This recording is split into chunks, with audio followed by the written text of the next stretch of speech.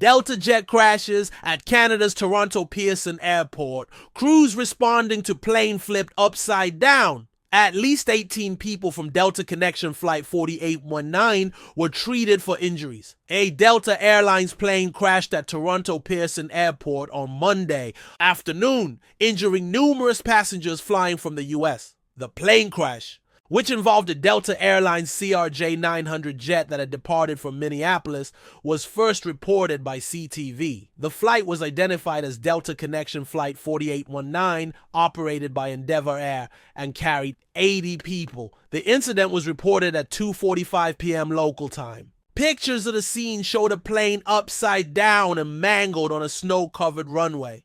People were treated for injuries following the crash, including 3 who were critically injured and taken to local hospitals. 2 patients were taken by air ambulance to 2 different trauma centers, Sunnybrook Health Sciences Center and St. Michael's Hospital. In Toronto, according to a spokesperson for the paramedic service that was on scene, a child about 4 years old was transported to the hospital for sick children in Toronto.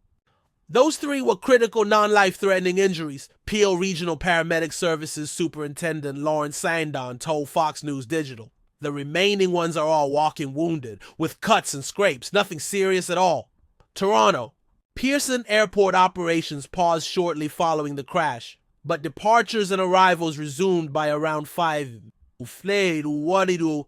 p.m. The Federal Aviation Administration, FAA, released a statement on Monday stating that the crash took place while the aircraft was landing. All passengers and crew were immediately evacuated. The Transportation Safety Board of Canada will be in charge of the investigation and will provide any updates, the FAA noted. Toronto Pearson confirmed the crash on X and said that all the plane's passengers and crew are accounted for.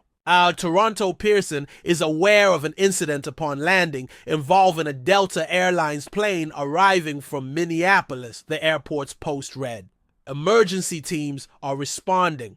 Air traffic control sounds from the incident indicate that winds at the airport were roughly 20-30 mph with gusts near 40 mph.